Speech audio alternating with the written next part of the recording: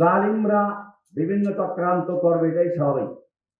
কিন্তু আমাদের মনে রাখতে হবে, জালিমদের সেই জালে, তাদের সেই ফাঁদে পা দিতে চলবে না। আমাদের ঐক্যবদ্ধ হতে হবে, আমাদের প্রতিজ্ঞা করতে হবে।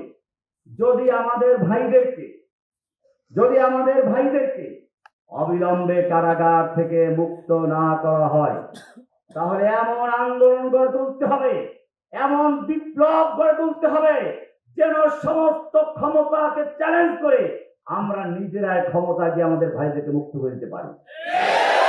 আমি সারা বাংলাদেশে যারা বন্দী আছে কারাগারে, সারা বাংলাদেশের কারাগারে যারা বন্দী আছে, তাদের পরিবারকে বলবো, যদি সত্যিকার অর্থে এই বৈষম্যহীন কারামুক্তি আন্দোলনকে সাহায্য করতে পারেন এবং শক্তিশালী হতে পারে, ইনশাআল্লাহ আফগানিস্তানে যেমন তালেবানরা কারাগারের গেট খুলে দিয়েছিল, নিজ দায়িত্বে সারা বাংলাদেশের কারাগারের জেলগুলো খুলবে ইনশাআল্লাহ।